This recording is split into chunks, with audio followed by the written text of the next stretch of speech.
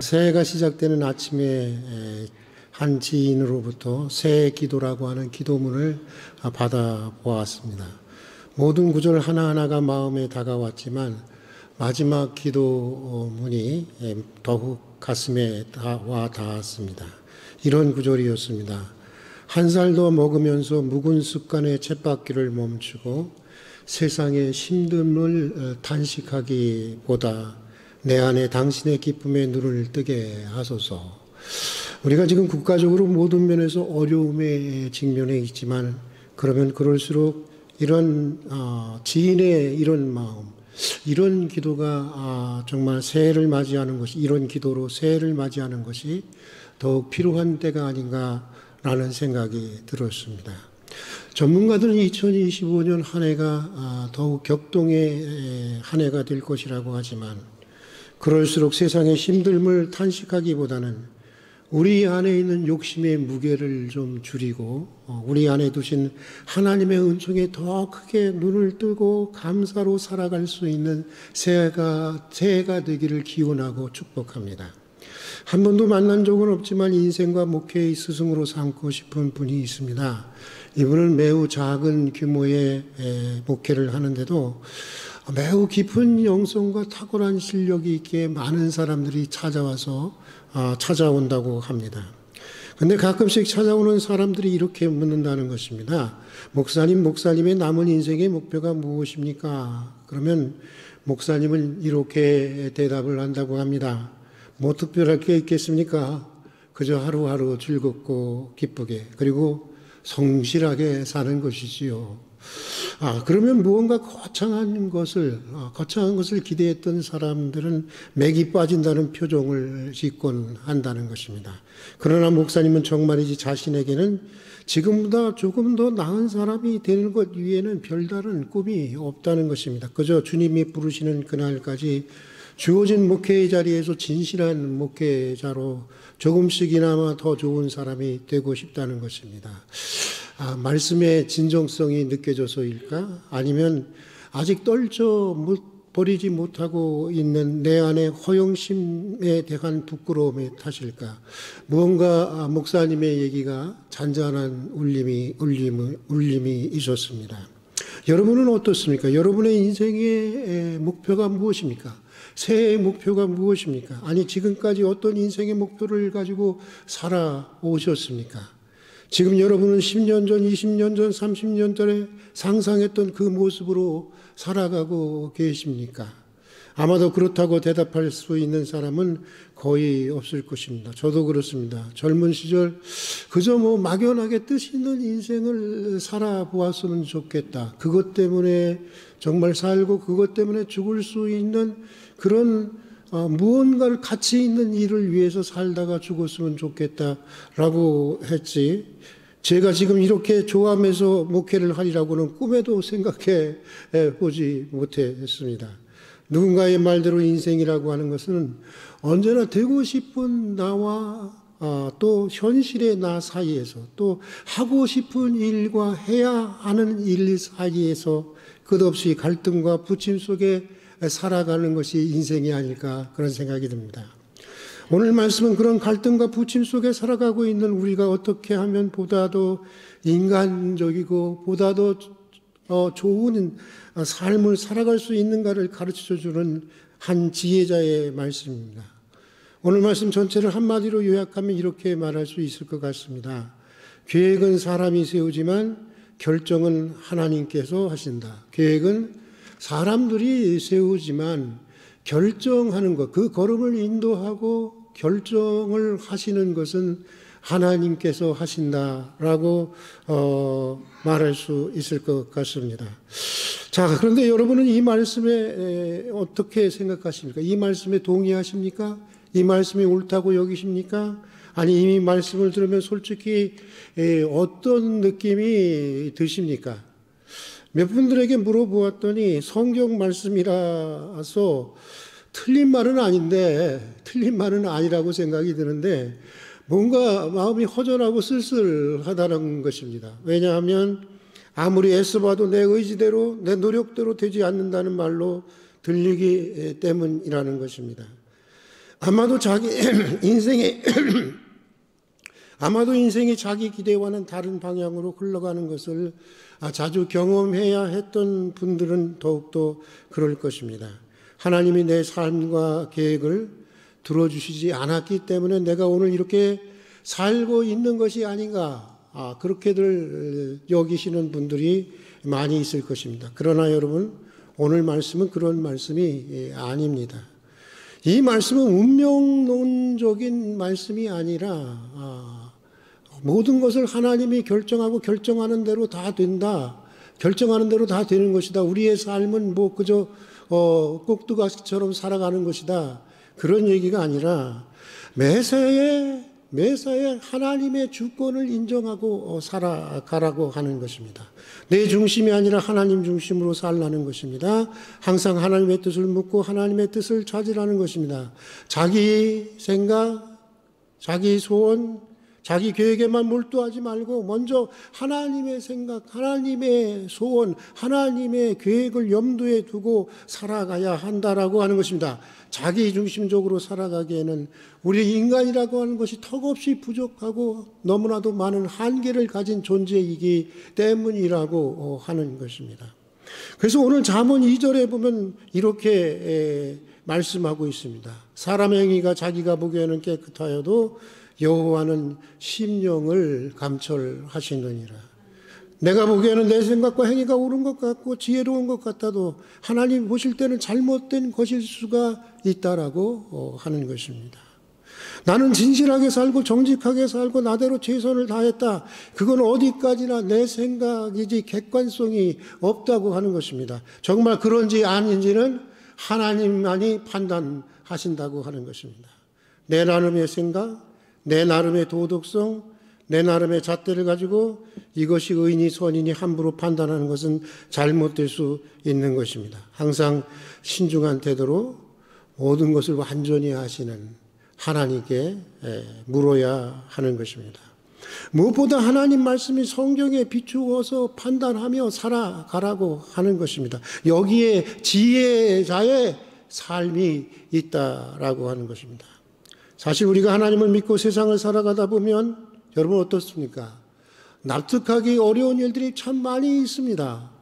하나님이 이해가 되지 않을 때가 참 많이 있습니다. 악인들은 잘 살고 오히려 의로운 사람들이 어려움을 겪는 세상을 보면서 우리는 종종 하나님의 정의는 어디에 있는가? 라고 묻게 됩니다. 심지어 의인들이 고난을 당하고 의인들이 망하는 것을 보면서 그토록 간절히 기도하는 사람들의 사업이 망하는 것들을 보면서 정말 하나님이 살아나 계신 것일까? 라는 의심이 들기도 하는 것입니다. 그러나 조금 더 믿음을 가지고 생각해 보면 이 또한 조급한 결정이고 사람의 짧은 생각일 뿐입니다.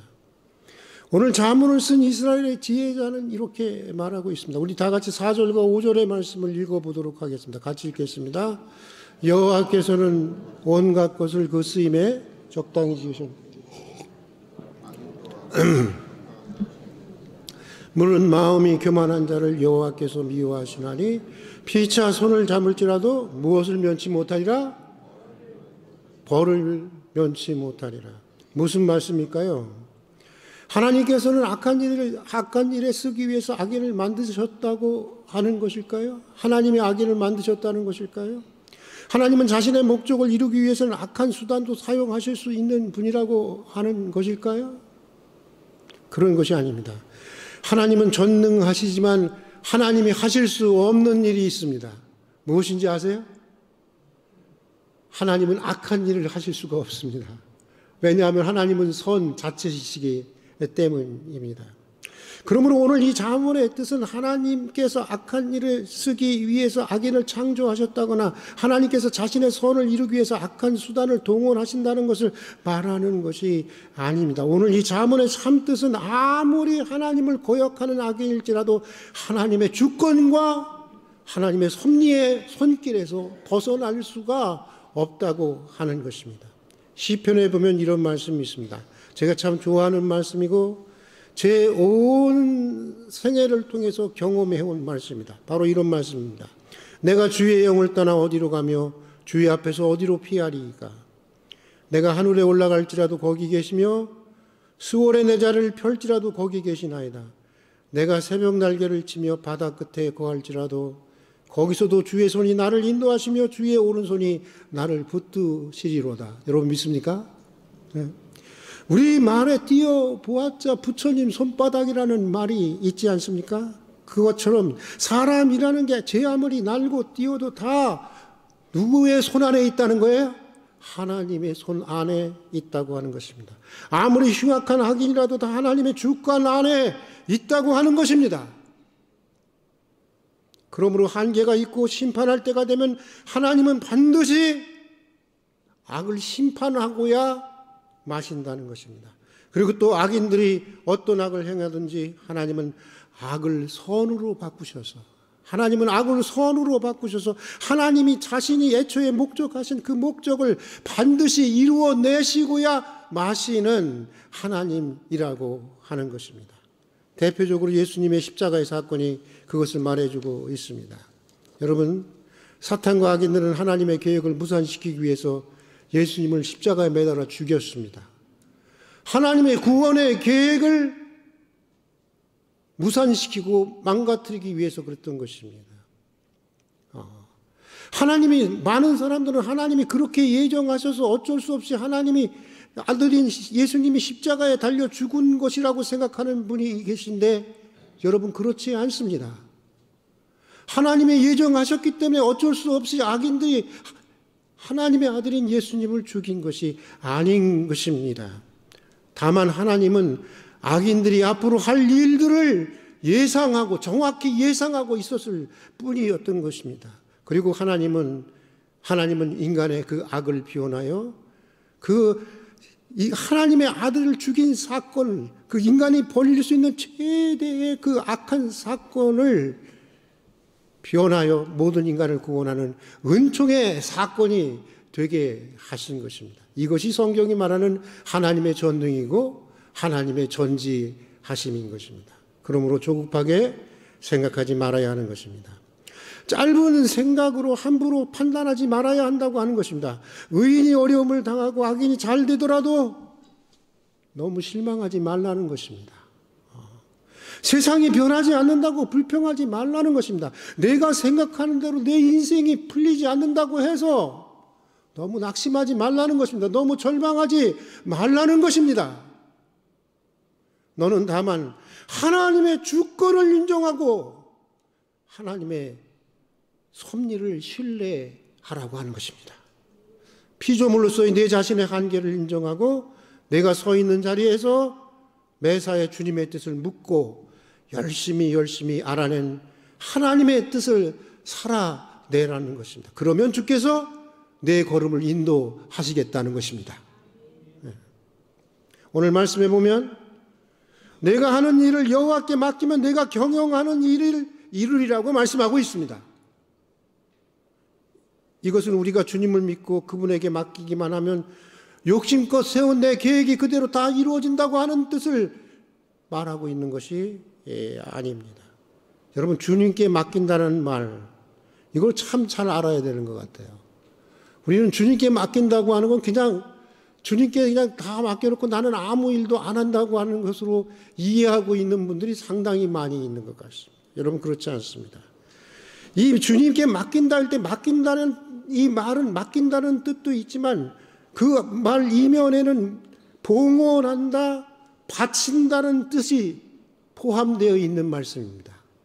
무엇이라고요? 봉헌하다, 뭐한다? 바친다는 뜻이 포함되어 있다고 하는 것입니다.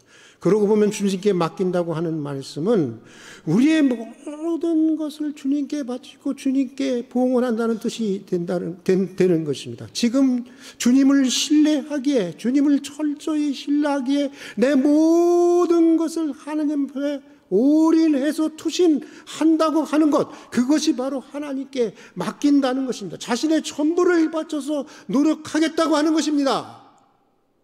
이것이 바로 하나님께 맡긴다고 하는 것입니다. 자, 그러면 주님께 맡기는 삶, 다시 말해서 주님께 바치고 봉헌하는 삶이란 오늘 잠언 16장에서는 무엇이라고 말하고 있을까요? 오늘 잠언 5절 이하에 나오는 대로 그 삶은 교만을 버리고 겸손하게 사는 삶입니다. 그리고 인자한 마음으로 사는 것입니다. 진실한 마음으로 사는 것입니다. 의를 따라 사는 것입니다.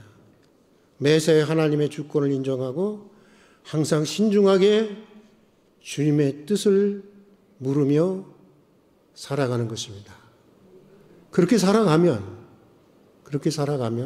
주님께서 우리의 인생의 걸음을 인도하시고 우리가 경영하는 것을 반드시 이루어 주신다는 것입니다.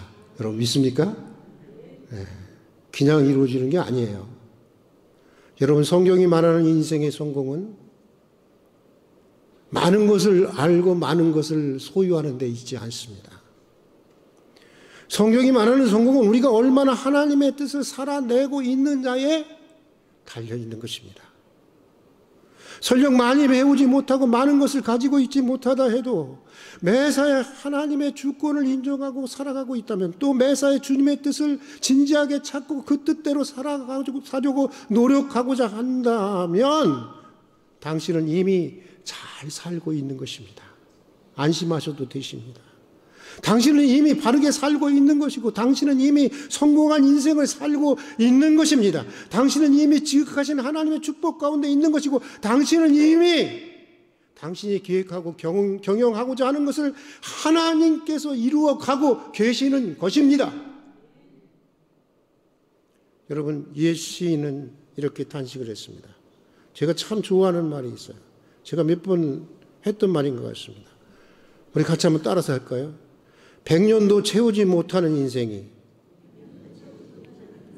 1000년의 시름을 품고 사는구나. 진짜 그렇죠? 100년도 채우지 못하는 인생이 1000년, 만년의 시름을 품고 살아요. 그게 인생이에요. 참 안 됐습니다. 잠시 머물다 가는 인생을 시름의 장빈채 보내지 마십시다. 자기 중심적인 욕심과 야망을 가진 자들에게는 시름이 언제나 많은 법입니다. 매사에 하나님의 주권을 인정하고 매사에 주님의 뜻을 묻고 어떻게 하든지 그 뜻을 살아내십시다. 하나님이 부르시는 그날까지 주님이 허락한 내 삶의 자리에서 주님이 허락한 내 인생의 분목을 사랑하고 성실히 살아내는 것입니다. 그것이 최고의 일입니다. 자기 중심적인 욕심을 비우고 하나님의 뜻이라는 진실의 등불 하나를 밝혀드는 마음으로 사는 새해가 될 수 있기를 주님의 이름으로 축복합니다. 같이 기도하겠습니다. 사랑하는 아버지 하나님, 새로운 한 해를 시작했습니다.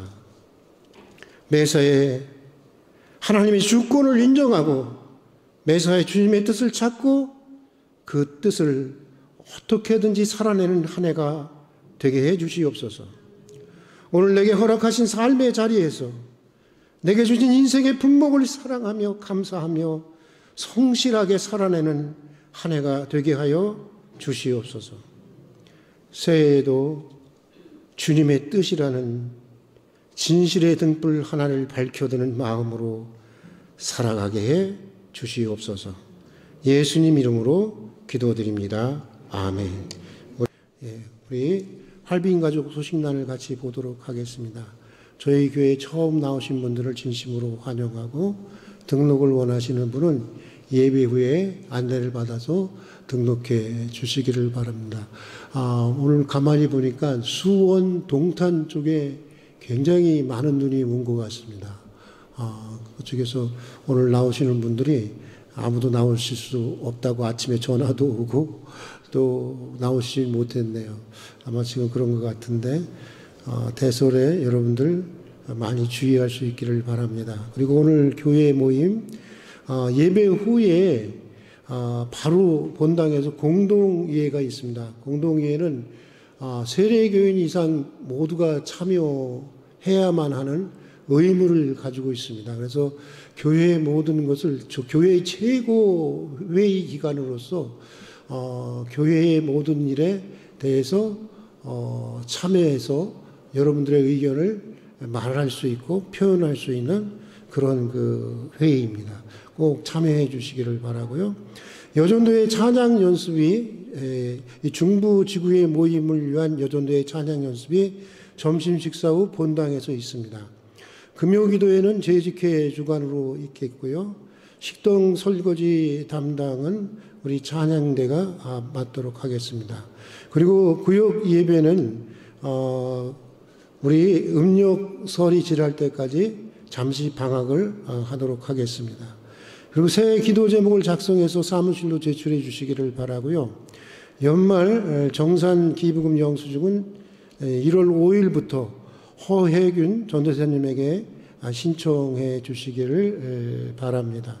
여러분 교우들을 위해서 특히 환자들을 위해서 많이 기도해 주시고요. 다들 여러분 생명을 걸고 투병하고 있는 분들입니다. 여러분들 위해서 기도해 주시기를 바랍니다. 그리고 선교 후원하는 교회를 위해서 특별히 러시아 생명교회를 위해서 전쟁 중인 러시아 생명교회를 위해서 여러분 기도해 주시기를 바랍니다. 또 1월의 중보기도 여러분 이스라엘과 팔레스타인 러시아와 우크라이나 사이에 하루빨리 전쟁이 종식될 수 있도록 여러분 기도해 주시고요. 지금 여러분 아시다시피 한국 사회가 매우 혼란스럽습니다. 정말 오늘 장로님 기도대로 속히 한국의 평화가 올 수 있도록 우리 사회의 평화가 올 수 있도록 불안으로부터 벗어날 수 있도록 여러분 기도해 주시기를 바라고요. 그리고 새해 들어서 우리 새로운 마음으로 그동안 느슨했던 예배와 믿음의 생활이 새롭게 되고 복원되는 그런 가정과 교회가 되도록 기도해 주시길 바랍니다. 그리고 그동안 멀리 외국에 나가 계시다가 아주 오랫동안 계시다가 이제 다시 우리 올해부터 이제 교회를 나오시게 되었습니다. 우리 이영자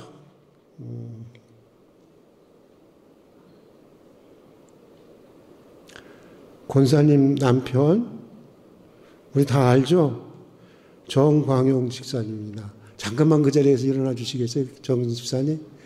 우리 뜨거운 박수로 맞아주시기 바랍니다. 오늘 네 앉아주십시오.